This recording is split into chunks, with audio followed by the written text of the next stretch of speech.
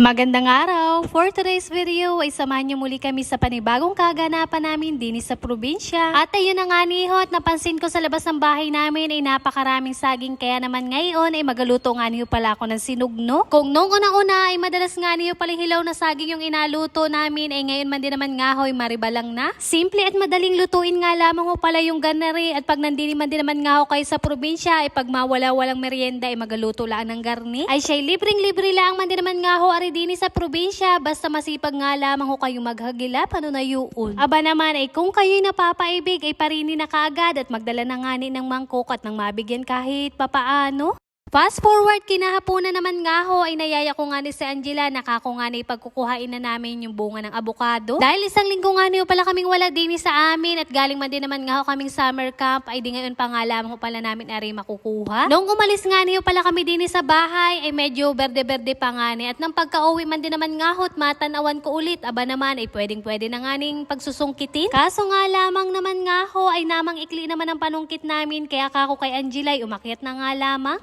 Na nga lamang hot sanay na sanay sa akyatan na ring batang ari, kaya naman hindi na nagdalawang isip na sumunod kaagad sa akin, ano na yun. Ay di ayun, at habang nanunungkit nga niyo pala si Angela din sa taas, ay ako naman nga niyo pala pinagsisimot ko yung mga inalaglag niyang abukado. Kung napanood man din naman nga ho ninyo yung nakaraang video ko na nanguha din ako ng abukado, ay talaga namang ang daming bunga noon at talagang kalalaki pa. Pero ngayon ay wari ko nga niyo pala ay akaunti lang, at isa pa ay parang anong liliit nga niyo pala ng bunga ngayon. Pero ganun pa man, salamat pa din nga niyo pala sa mga biyayang ganito, at talagang ari libreng-libre lamang. Isang nakakatuwa pag nandini kayo sa probinsya, yung kada buwan, taon nahihintayin ninyo na may bubungang mga prutas. Kagaya na lang man din naman nga ho nitong abukado na ito, na wari ko nga ni sa ibang lugar ay talaga namang kamahal-mahal, ay dini sa amin ay talagang libreng-libre lamang. Ay siya, antabayanan nyo na nga lamang pala sa mga susunod naming vlogs kung ano pa nga ba ang mga prutas-prutas na namumunga dini sa amin. At nang masungkit nga niyo pala ni Angela yung aari ng abukado, ay di pumanaog na din nga niyo pala siya kaagad. Madami-dami na din nga niyo pala yung kanyang nakuha, at kakuma din naman nga ho, isasunod na araw o linggo na nga lamang namin kukuhain yung ibang mga tira. Di namin namalaya na talagang naparami na rin nga niyo pala yung nakuha namin mga abukado. Tingnan pa naman ninyo, at wari ko nga ni isang basket na din ari, ano na yun. Pero ayos nga lamang naman ho yun, at sabi ko nga ni makasawa-sawa man lang sila ng kain, at talaga namang may pampamigay na din. Kinalog-kalog pa man din naman nga ho namin yan, at sabi pa man din naman nga ho basta kumalog, ayan nga ni daw naman ay magulang na. May nakalog, meron din naman nga hong hindi, ay kakuma din naman nga ho ay ayos na din yun, at mahinog din naman. Bukod din sa abukado ay tiningnan ko na nga rin pala din yung puno ng aming langka, at talaga namang meron din nga ning bunga. Noong nakaraang araw ay nakasungkit na nga niyo pala din si mama, at nung mawala-wala kaming pangulam ay nagulay naman din naman nga ho, at ang luto ay humbas naman din naman nga ho mamunga yung mga gulay-gulay din sa aming may bahay, ay talagang hindi namin papalipasin na hindi kami makakapagluto. Ay siya'y maya-maya niyaya na din nga niyo pala ako ni Angela, di ari nganit dala-dala namin yung pinanguha naming mga abukado. Ano kaya ang masarap gawin din aba naman ay suggest nga niyo pala kayo sa akin, at kung ano nga ning pwede kong gawin din sa abukado. Habang ako man din naman nga ho'y naninimot, ay meron din nga niyo pala ako diyang nakuha na mga hinog na, kaya naman kinuha ko din, at pwedeng-pwede pa din naman kainin. Aba naman ay tingnan pa nga ninyo kung gaano kaganda kakinis aring abukadong arit, isa pa nga ni hindi man ari labsa. Dahil naparami nga niyo pala yung kuha namin, at karamihan ay mga hilaw pa, ay di ang teknik nga niyo pala namin gagawin din para mabilis mahinog ay alagyan ng abo. Ay siya'y turo lang man din naman nga ho ari sa amin ni inay, at gayong-gayon man din naman nga ho ang mga matatanda nung una, at may mga iba't ibang paraan. Nang malagyan ko nga niyo pala yung ilang piraso lamang, ay di nilagay ko na din nga niyo pala din sa kahon na pagtaguan ko. Hindi ko na nga niyo pala pinaglalagyan lahat, at baka nga ni magkasabay-sabay ng hinog ay hindi rin naman makain kaagad, ano na yun. Ay siya'y papaano bagahuyan hanggang dini na nga lamang muna ho, at may agawin pa pala ako. At yun lamang for today's video. Maraming salamat sa inyong panonood.